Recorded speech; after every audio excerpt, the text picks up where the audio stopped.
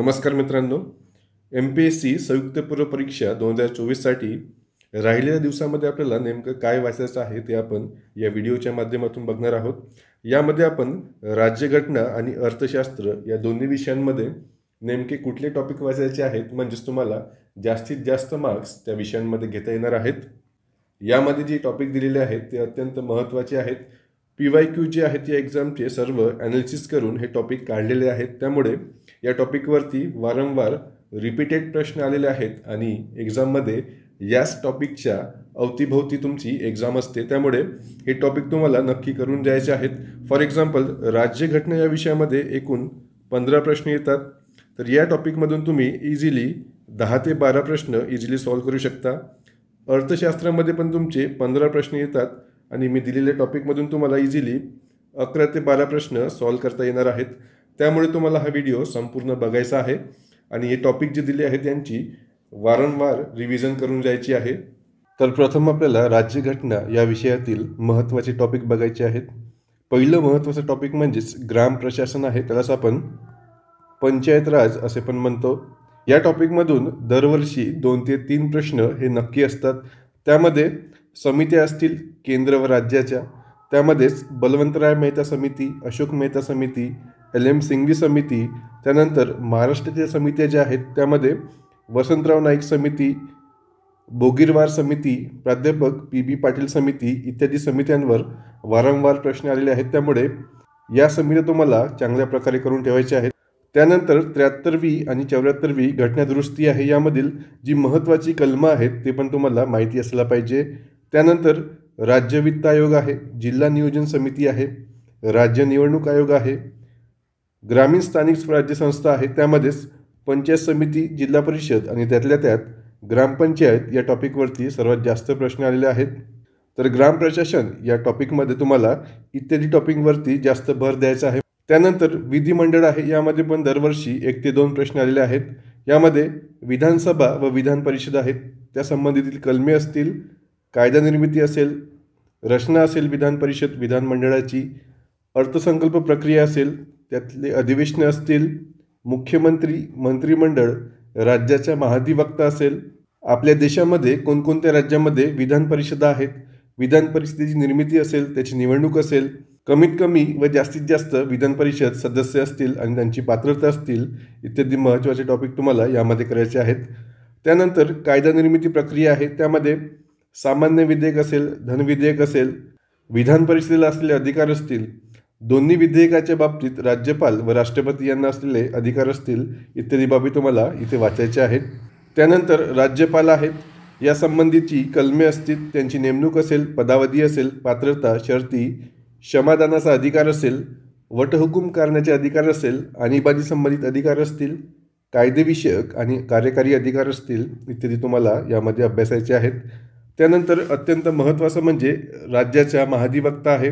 मागील 2 वर्षी म्हणजेच 2022मध्ये आणि 2023मध्ये सलग दोन्ही वर्षी महाधिवक्ता या टॉपिकवरती प्रश्न आलेले आहेत.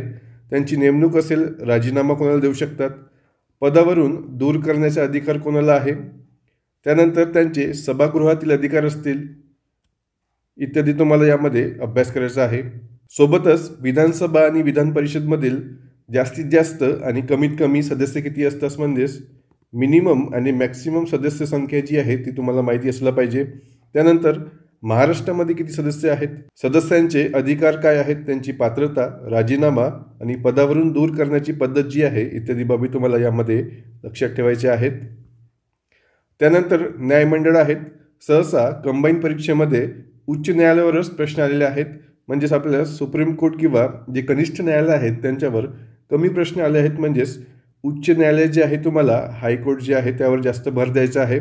यासोबतच लोकपाल, लोकायुक्त, ग्राम न्यायालय, न्यायिक पुनर्विलोकन आणि न्यायालयीन सक्रियता या टॉपिकवरती प्रश्न आलेले आहेत.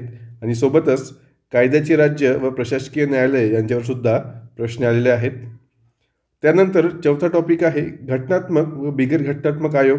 यामध्ये तुम्हाला UPSC, MPSC, निवडणूक आयोग असेल, म्हणजेच केंद्राचे असेल किंवा राज्याचे असेल, या दोघांचा अभ्यास करायचा आहे.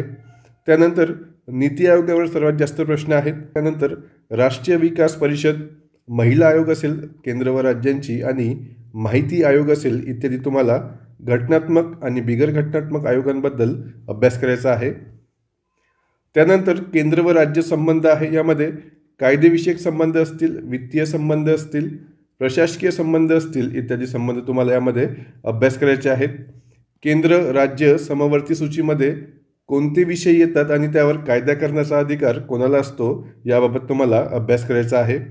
राज्य विषयावर कायदा करण्याचा संसदेचा जो अधिकार आहे त्याबाबत म्हणजेच कलम 249, 250, 252, 253, 256 या कलमांवर मागील वर्षी तुम्हाला प्रश्न आलेले आहेत आणि समोर पण तुम्हाला यावर नक्कीच प्रश्न येऊ शकतात. त्यामुळे तुम्हाला ही तरी कलमे चांगल्या प्रकारे कळून जायची आहेत. त्यानंतर केंद्र व राज्य यांच्या संबंधातील जे आयोग आणि समित्या आहेत यावर प्रश्न असतात. त्यामध्ये महत्त्वाचे म्हणजेच सरकारी आयोग असेल आणि पंछी आयोग असेल यावर सर्वात जास्त प्रश्न आलेले आहेत. त्यामुळे हे दोन्ही आयोग तुम्हाला चांगल्या प्रकारे करून जायचे आहेत. त्यानंतर अत्यंत महत्त्वाचा टॉपिक म्हणजेच यामध्ये तुम्हाला दरवर्षी 2 ते 3 प्रश्न नक्कीच बघायला भेटतात. तो म्हणजे घटना निर्मिती आणि घटनेची वैशिष्ट्य. त्यामध्ये 1919चा कायदा, 1935चा कायदा, संविधान सभेची मागणी असेल, संविधान सभेच्या निवडणुका असतील, संविधान सभेच्या तात्पुरती बैठक असेल, कायमस्वरूपी बैठक असेल, त्यांचे हंगामी अध्यक्ष असतील, कायमस्वरूपी अध्यक्ष असतील इत्यादी बाबत तुम्हाला इथे अभ्यास करायचा आहे. त्यानंतर संविधान सभेच्या समित्या व त्यांचे अध्यक्ष, त्यामध्ये मसुदा समिती, संघराज्य समिती, संघराज्य अधिकार समिती, मूलभूत हक्क व अल्पसंख्याक समिती, मसुदा समिती, प्रेस गॅलरी समिती, संविधान परिषदेच्या कार्यान्विषयी समिती इत्यादींवर तुम्हाला मागील वर्षी प्रश्न आलेले आहेत आणि हे प्रश्न तुम्हाला प्रत्येक दरवर्षी यातील एका तरी समितीवर तुम्हाला यामध्ये प्रश्न आलेला आहे. त्यामुळे या तरी समिती तुम्हाला चांगल्या प्रकारे करून ठेवायच्या आहेत. त्यानंतर संघराज्यात्मक व एकात्मक वैशिष्ट्ये कोणती आहेत.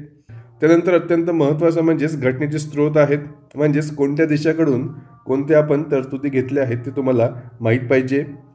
त्यानंतर संविधान केव्हा लागू झाले, त्यात किती कलमे आहेत, किती भाग आहेत, किती अनुसूची होत्या इत्यादी. 26 नोव्हेंबर 1949 रोजी आपण कोणकोणत्या तरतुदी स्वीकारल्या त्याबद्दल पण तुम्हाला इथे माहिती असला पाहिजे. त्यानंतर संविधान सभा आहे, यातील महत्त्वाचं म्हणजेच महिला आणि बिगर काँग्रेसी सदस्य याबद्दल तुम्हाला माहिती असला पाहिजे. त्यानंतर मूलभूत हक्क, DPSP, मूलभूत कर्तव्य. मूलभूत हक्कामध्ये मूळ कलम व त्यातील मुख्य तरतुदी तुम्हाला माहिती असला पाहिजे. मूलभूत हक्कामध्ये त्यांची वैशिष्ट्य असतील, महत्त्व असेल, तसेच फंडामेंटल राईट्स आणि directive principle of state policy यातील जो फरक आहे तो पण तुम्हाला माहिती असला पाहिजे. आणि अत्यंत महत्त्वाचं म्हणजे आर्टिकल 32 आहे, त्यामध्ये ज्या व्रिट्स दिलेल्या आहेत, 5 व्रिट्स आहेत, त्या पण तुम्हाला इथे माहिती असला पाहिजे. त्यानंतर DPSP आहे, मार्गदर्शक तत्व, यातील कलम व त्यातील मुख्य तरतुदी तुम्हाला माहिती असला पाहिजे. मूलभूत कर्तव्यामध्ये घटना दुरुस्ती कोणती आहे, कोणत्या भागामध्ये आहे, कोणती कलम आहे, कोणत्या समितीने मूलभूत कर्तव्यांची शिफारस केलेली आहे हे तुम्हाला सर्व माहिती असला पाहिजे. त्यानंतर संघराज्य व राज्यशास्त्र म्हणजेच प्रस्तावना असेल याबद्दल एखाद दुसरा तुम्हाला प्रश्न दिसू शकतो. आणि 9वा टॉपिक म्हणजेच महत्त्वाची कलमे, अनुसूची, भाग व सूच्या ह्या तुम्हाला माहितीच असला पाहिजे. यावर पण तुम्हाला प्रत्येक वर्षी एक तरी प्रश्न दिसतो आहे. त्यामुळे इत्यादी 9 टॉपिक जे आहेत तुम्हाला चांगल्या प्रकारे करून जायचे आहेत. यामध्येच तुम्हाला फॉर एक्झाम्पल 15 प्रश्न असतात, यामधून तुम्हाला 10 ते 12 प्रश्न इझिली तुमचे तिथे सॉल्व्ह होणार आहेत. त्यानंतर अर्थव्यवस्था या विषयातील काही महत्त्वाचे टॉपिक्स आहेत. पहिला टॉपिक म्हणजे सार्वजनिक वित्त व कर संरचना. यामध्ये दरवर्षी 4 ते 5 प्रश्न नक्की असतात. यामध्ये FRPM ॲक्ट असेल, तुटीच्या अर्थसंकल्पना असेल, म्हणजेच अर्थसंकल्पाचे प्रकार असतील, त्याचे स्वरूप म्हणजेच शून्य आधारित अर्थसंकल्प, तुटीचा अर्थभरणा, जेंडर बजेटिंग आणि अर्थसंकल्प इत्यादी महत्त्वाच्या संकल्पना ज्या आहेत ते तुम्हाला माहितीच असलं पाहिजे. त्यानंतर महसुली जमा व खर्च आणि भांडवली जमा व खर्च, वित्त आयोग, लेखा व लेखा परीक्षण, त्यामध्ये CAG, संसदीय समित्या असतील, GSTबद्दल माहिती असेल, प्रत्यक्ष कर आणि अप्रत्यक्ष कर यांच्यावर तुम्हाला नेहमीच प्रश्न विचारले असतात. त्यातील ज्या समित्या आहेत त्यावर पण सुद्धा नेहमीच प्रश्न असतात. त्यानंतर शासकीय योजना आहेत, दरवर्षी यातून सुद्धा 2 ते 3 प्रश्न असतात. यामध्ये ग्रामीण विकासाच्या योजना असतील, शहरी विकासाच्या योजना असतील, महिला व बाल विकासाच्या योजना असतील, कृषी विकासाच्या योजना असतील, वित्तीय समावेशनाच्या योजना असतील आणि कौशल्य विकासाच्या योजना असतील इत्यादी योजना तुम्हाला यामध्ये करायच्या आहेत. त्यानंतर महत्त्वाचा टॉपिक म्हणजे दारिद्र्य आहे. यामध्ये पण दरवर्षी 1 ते 2 प्रश्न असतात. यामध्ये महत्त्वाच्या समित्या आणि आयोग आहेत. लकडावाला असेल, तेंडुलकर असेल, रंगराजन असेल, त्यानंतर काही महत्त्वाच्या संकल्पना आहेत. निरपेक्ष दारिद्र्य असेल, सापेक्ष दारिद्र्य असेल, URP, MRP, MMRP आणि दारिद्र्याच्या व्याख्या व दारिद्र्य रेषा यांच्याबद्दल महत्त्वाची माहिती तुम्हाला बघून जायची आहे. त्यानंतर मल्टी डायमेन्शनल पॉवर्टी इंडेक्स आहे, नॅशनल MPI आहे, GHI आहे आणि दारिद्र्य निर्मूलनाचे जे इतर कार्यक्रम आहेत सरकारचे त्याबद्दल पण तुम्हाला माहिती असायला पाहिजे. त्यानंतर बेरोजगारी आहे. यामध्ये बेरोजगारीचे प्रकार असतील, पिरियडिक लेबर फोर्स सर्वे असेल, NSSOच्या आकडेवारी असतील, म्हणजेच प्रासंगिक रोजगार असेल, नियमित रोजगार असेल इत्यादी तुम्हाला माहिती असायला पाहिजे. त्यानंतर विकासाचे निर्देशांक असतील, त्यामध्ये ह्युमन डेव्हलपमेंट रिपोर्ट असेल, SDI, ISDI, GDI इत्यादी, GII, PSDI, MPI, PQLI. Bharat व महाराष्ट्राचे ह्युमन डेव्हलपमेंट इंडेक्समधील तुम्हाला जे आयाम आणि निर्देशक आहेत, जे त्यांचे रेटिंग्स आहेत ते तुम्हाला माहिती असायला पाहिजे. त्यानंतर आंतरराष्ट्रीय व्यापार आहे. यामध्ये सर्वाधिक आयात व निर्यात करणारे देश कोणते आहेत, त्यामध्ये देश असतील, वस्तू असतील, सेवा असतील आणि सर्वात जास्त राज्य असतील. त्यामध्ये सेज असेल, रुपयांचे अवमूल्यन असेल आणि FDI गुंतवणूक असेल. FDI गुंतवणुकीमध्ये अग्रेसर राज्य असतील, त्यांची क्रमवारी असेल इत्यादी महत्त्वाची माहिती आपल्याला आंतरराष्ट्रीय व्यापार या टॉपिकमध्ये बघायची आहे. त्यानंतर राष्ट्रीय उत्पन्न आहे. यामध्ये संकल्पना असतील विविध, म्हणजेच GDP, GNP, डेप्रिशिएशन म्हणजेच घसारा असेल, वैयक्तिक उत्पन्न असेल इत्यादी महत्त्वाच्या संकल्पना आपल्याला या टॉपिकमध्ये बघायच्या आहेत. राष्ट्रीय उत्पन्न समिती असेल, राष्ट्रीय उत्पन्न मोजण्याच्या पद्धती, आधारभूत वर्ष, CSO, NSSO आणि NSO यांच्याबद्दलची बेसिक माहिती, यांची स्थापना इत्यादी महत्त्वाची माहिती आपल्याला माहिती असायला पाहिजे. त्यानंतर 8वा महत्त्वाचा टॉपिक म्हणजेच भारतीय अर्थव्यवस्था आहे. यामध्ये क्षेत्रीय कल पाहणे गरजेचे असते, म्हणजेच कृषी, उद्योग आणि सेवा. त्यामध्ये GDPतील व रोजगारातील यांचे प्रमाण किती आहे असे पण प्रश्न भरपूरदा एक्झाममध्ये आलेले आहेत. त्यानंतर महत्त्वाचा टॉपिक म्हणजेच दरवर्षी 1 ते 2 प्रश्न तुम्हाला या टॉपिकमधून दिसतीलच, तो म्हणजे बँकिंग आहे. यामध्ये RBI व व्यावसायिक बँका यांच्याबद्दल तुम्हाला माहिती असायला पाहिजे. RBIमध्ये त्याची स्थापना कधी झाली, राष्ट्रीयकरण कधी झालं, किमान निधी पद्धत काय आहे, मौद्रिक धोरण म्हणजेच मॉनिटरी पॉलिसी कमिटी जी आहे RBIची त्याबद्दलची तुम्हाला माहिती पाहिजे. व्यावसायिक बँकांमध्ये बँकांचे राष्ट्रीयकरण असेल, अग्रणी बँक योजना असेल, लघु व पेमेंट बँका असतील, बँकिंग लोकपाल असेल आणि अग्रक्रम असेल इत्यादी महत्त्वाची माहिती तुम्हाला यामध्ये माहिती असायला पाहिजे. त्यानंतर क्षेत्र कर्ज पुरवठा नरसिम्हन समिती 1 व 2 यांच्यावर तुम्हाला PYQमध्ये प्रश्न दिसतात, तर हे पण चांगल्या प्रकारे तुम्हाला करून ठेवायचे आहेत. त्यानंतर 10वा टॉपिक आहे आंतरराष्ट्रीय संस्था. त्यामध्ये इंटरनॅशनल मॉनिटरी फंड आणि वर्ल्ड बँक या दोघांबद्दल माहिती असायला पाहिजे. आणि 11वा टॉपिक म्हणजेच जे चालू घडामोडी रिलेटेड पॉईंट्स आहेत, म्हणजेच इकॉनॉमिक सर्वे असेल किंवा इकॉनॉमिक बजेट असेल इत्यादी तुम्हाला महाराष्ट्र आणि भारताचं दोघांचं बघून ठेवायचं आहे. यावर पण तुम्हाला एक तरी प्रश्न एक्झाममध्ये दिसणार आहे. तर अर्थव्यवस्था या विषयातील 15 प्रश्नापैकी तुम्ही हे टॉपिक जरी केले तरी तुम्ही इझिली 10 ते 12 प्रश्न सॉल्व करू शकता.